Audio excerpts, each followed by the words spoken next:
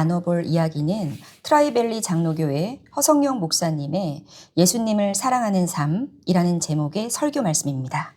최근 한 소식이 전해졌는데요. 구스타프 클림프의 초상화 한 점이 무려 2억 3,640만 달러, 우리 돈으로 약 3천억 원 가량에 낙찰되었다고 합니다. 이는 역대 현대 미술품 가운데 최고가라고 하는데요. 네, 엄청난 가격이죠. 목사님께서는 이 이야기를 꺼내시면서 솔직한 마음을 나누셨어요. 아무리 보아도 이 그림이 얼마나 뛰어난 작품인지, 또 그럴 만한 가치를 지닌 대단한 그림인지 잘 모르시겠다고요. 그러면서 이렇게 말씀하셨어요. 솔직히 말하면 우리 딸도 이 정도는 그릴 수 있을 것 같은데요. 라고요. 그렇죠?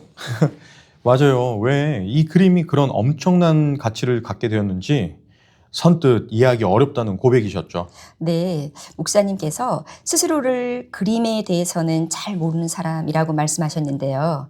바로 이 부분이 오늘 우리 이야기에 아주 흥미로운 출발점이 되는 것 같습니다. 맞습니다. 흔히 우리가 아는 만큼 보인다, 이런 말 많이 하잖아요. 그렇죠. 잘 알아야 그 가치를 제대로 알 수 있다는 뜻이잖아요. 네. 근데 이 설교에서는 한 걸음 더 나아가서 유홍준 교수의 말을 인용했죠.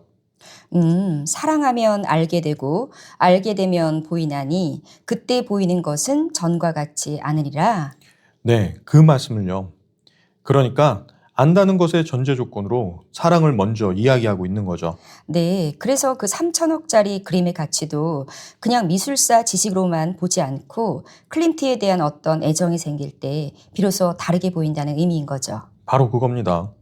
그럼 오늘 이 관점을 가지고 예수님을 사랑하는 삶에 대한 설교를 한번 깊이 파고 들어가 보죠. 이 설교에서는 사랑을 두 가지 구체적인 행동으로 설명합니다. 두 가지 행동이요.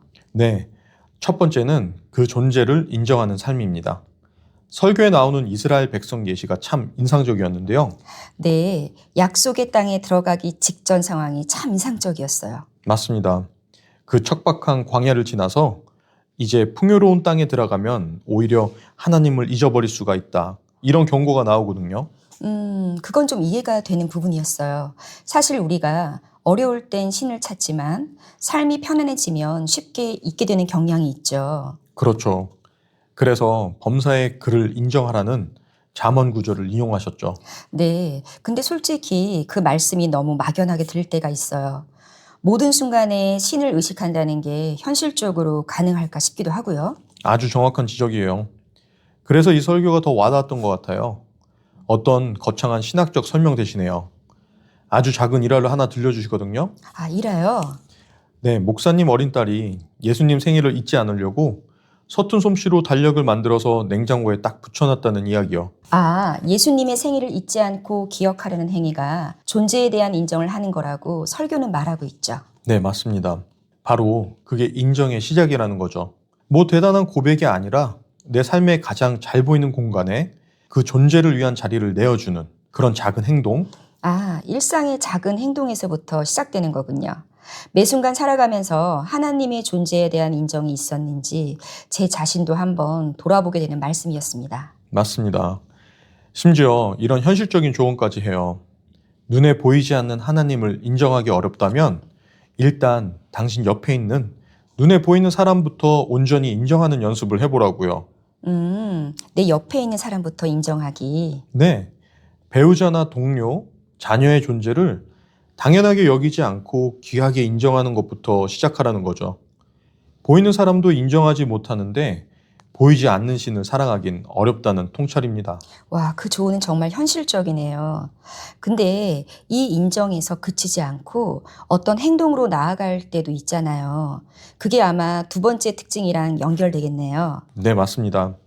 그래서 두 번째 특징이 바로 말씀에 순종하는 삶입니다. 말씀에 순종하는 삶. 목사님께서 구약의 다니엘 이야기를 말씀하셨죠. 네, 다니엘이 왕의 명령을 어기고 예루살렘을 향해서 창문을 열고 기도한 이야기 다들 잘 아시잖아요? 그렇죠. 보통 용기나 뭐 대단한 신앙의 증거라고만 생각하죠. 죽음을 각오한 거니까요. 그런데 이 설교는 그 행동의 근원을 파고들어요. 그게 맹목적인 믿음이 아니라 아주 철저한 확신에서 나왔다는 겁니다. 철저한 확신. 네, 다니엘은 여호와께서 말씀 속 선지자 예레미야에게 알려주신 연수를 깊이 깨닫고 이스라엘이 정확히 70년 만에 회복될 거라는 그 하나님의 약속을 믿고 있었던 거죠.